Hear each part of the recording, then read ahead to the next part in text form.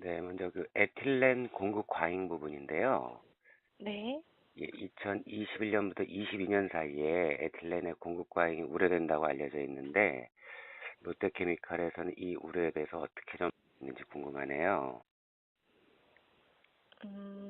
실질적으로 공급이 과잉되고 있는 상황이고요. 아, 작년, 맞고요. 예, 예.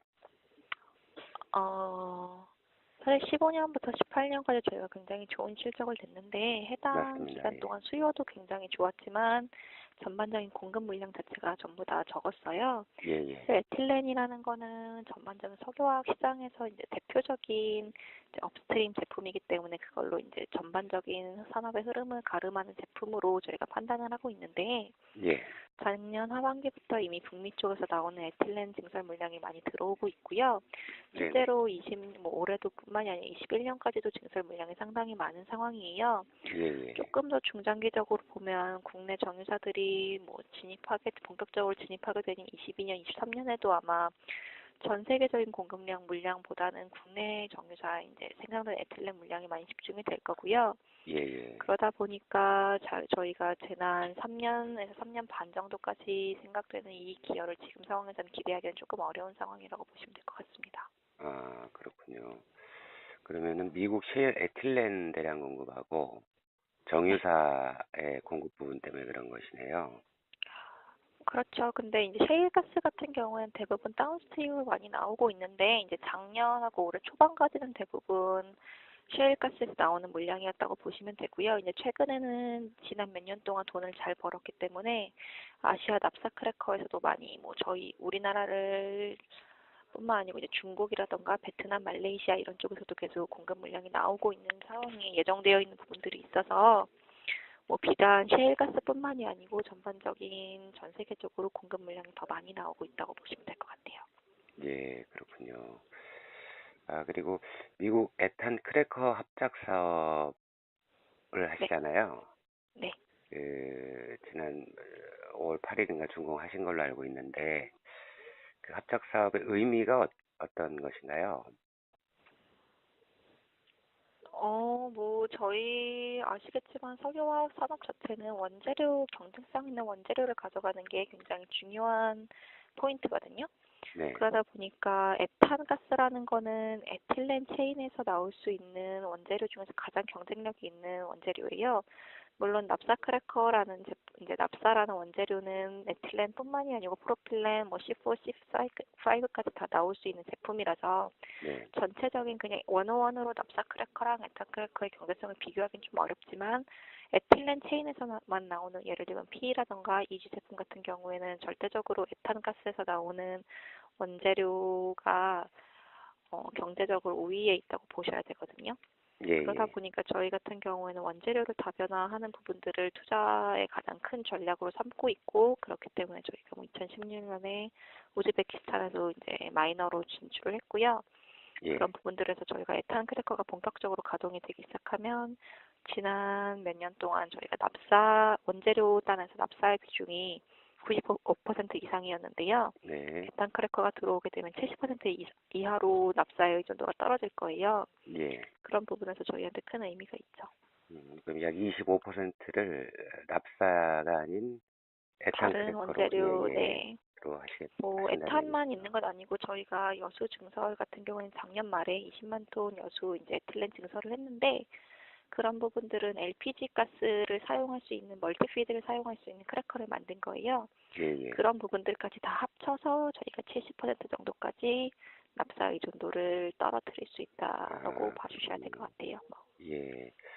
그 셰일에서 에틸렌 생산 시에는 약 40% 원가 절감이 된다라는 기사들이 있는데, 그 내용은 맞는 내용인가요? 그거는 유가의 상황에 따라서 다르고 결국엔 40% 절감이 된다는 거는 상대적인 거잖아요. 네, 어떤 것과 유가와 상대적이죠. 비교해서 그거는 이제 유가의 이제 그때그때 가격과 또 에탄가스의 가격도 많이 그때그때 바뀌고 있어요. 최근 아, 같은 경우에는 에탄가스가 가격이 많이 빠져 있는 상황이라서 저희는 여기에서 올해 하반기 정도까지는 이 정도 레벨이 유지될 수 있겠지만 하반기 이후로부터는 조금 더 오를 거라고 판단하고 있고요. 그래서 절대적으로 에탄가스가 늘 40% 이상의 경제성을 가지고 있다라고 판단하기는 좀 어렵고 그거는 상황에 따라서 유가의 상황이라던가 혹은 에탄가스의 상황 이런 부분에 따라서 많이 매번 바뀌는 부분이라고 생각해 주셔야 될 것 같아요. 이제 그 루이지애나주 공장이 준공했는데 네. 뭐 이제 초기지만 가동에 뭐 문제가 있진 않나요? 아직 에탄 크래커는 저희가 시운전 이제 가동을 막 시작을 하고 있는 단계고요. 네. 물론 그 중에서 저희가 뭐 압력이라던가 온도 이런 부분을 체크를 해야 돼서 한 번에 100%로 샥 올릴 수 있는 부분들은 아니에요. 아시겠지만 공장이라는 게 저희가 스위치를 껐다 켰다 하는 것처럼 그렇게 할 수 있는 부분들은 아니라서 뭐 시간은 다소 걸리겠지만 저희가 이번 달 말까지 100% 안정적으로 가동을 타겟을 하고 있는 상황이고요. 예, 예. 이지 플랜트 같은 경우에는 이미 100% 안정적으로 가동이 되고 있는 상황이라서 문제는 없을 것 아, 같고, 네. 크래커는 저희가 지금 목표한 일정까지 계속 진행 중에 있는 상황이라고 보시면 될 것 같아요. 네. 아, 그리고 각국이 환경 규제 정책을 하고 있어서 이로 인해서 매출 감소가 되지 않을까 우려가 되는데 이 부분은 어떻게 생각하고 계시나요? 물론 전 세계적으로 일회용품 규제에 대해서 많이 환경 규제가 들어가고 있는 상황이긴 한데요. 네.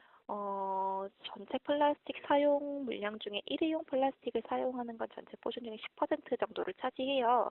물론 10%요. 네, 작은 물량이라고 볼 수는 없지만 그게 한 번에 10%가 다 사라지는 게 아니고 특히 이제 이제 이미 발전된 지역에서 점진적으로 사라지는 거기 때문에 그 네. 단기적으로 당장 영향이 있는 건 아니고요. 당연히 저희도 중장기적으로 그런 부분들을 대응을 해서 리사이클 패트라든지 조금 더 환경 친화적인 플라스틱을 만들려고 연구 개발 중에 있는 상황이고요. 또 하나는 사실 개발도상국이나 뭐 말레이시아, 인도, 인도네시아 이런 쪽에서는 아직도 플라스틱 소비가 굉장히 빠른 폭으로 성장 중에 있어요. 그래서 네. 간단한 예시를 드리면 우리나라에서 1인당 플라스틱을 사용하는 게 이제 연간 80kg 정도거든요. 근데 예. 아직 인도 같은 경우에는 10kg 정도밖에 안 되는 상황이에요. 네. 그러다 보니까 충분히 일회용품 사용 이제 아직 범용의 플라스틱 부분들의 수요가 충분히 올라올 수 있는 부분이 있다고 판단을 하고 있고요. 장기적으로는 플라스틱 규제에 대해서 저희도 말씀드렸던 것처럼 이제 환경 친화적인 부분들을 고려를 해서 연구개발 단계에 있습니다. 예. 그리고 기사에 따르면 롯데케미칼의 중국 매출 비중입니다. 약 5% 정도로 돼 있는데 이 5%요? 예, 5%가 맞는 내용인가요? 매출은 그것보다 조금 더 있을 거고요. 저희가 저희 홈페이지에 있는 IR 자료를 보시면 네. 맨 마지막 장에 저희가 국가별로 매출 금액을 기준으로 한 포션을 공유를 드리고 있거든요. 아, 네, 그렇습니까? 그거를 참고하시면 될 것 같고요. 제가 파악하고 있기로는 그것보다는 더 많은 걸로 알고 있어요. 예. 지금 5%보다 좀 많다 그러면 국내 석유화학 업체 중에는 중국 매출 비중이 적은 편이시네요.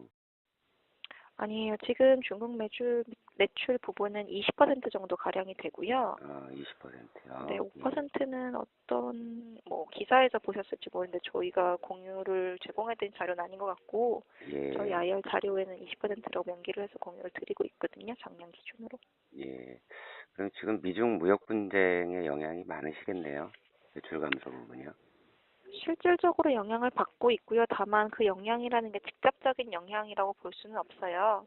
네. 예를 들면 미중 무역 분쟁이 일어나서 그것 때문에 저희가 매출의 얼마 몇 퍼센트가 미중 무역 분쟁에 따라서 소비가 감소됐다. 뭐 이렇게 판단할 수 있는 부분들은 아니고요. 결국 저희 시장 같은 경우도 어, 그 주식시장이랑 마찬가지라서요. 대외 불안정한 이제 불확실성이 가장 크게 위험 요소로 작용을 하는 거거든요. 예, 예. 그러다 보니까 이제 미중 무역 분쟁이 발생하게 되면 중국의 수출이 줄어들게 되고 그 중국의 수출이 줄어드는 부분들이 전반적인 소비를 다 낮출 거다라는 불안감이 계속 작용을 하고 있고요. 영향이 없다고 볼 수는 없죠. 당연히 절대적으로 큰 영향이 있는 상황이지만 그 영향이 어느 정도까지다라고 판단하기는 조금 어려운 상황이에요. 예. 지금 미중 무역 분쟁 때문에 감소된 매출은 알 수 없다라는 말씀이신가요? 네, 맞아요. 그렇군요. 그리고 앞으로 그 공급 과잉 우려가 되면 고부가 제품 생산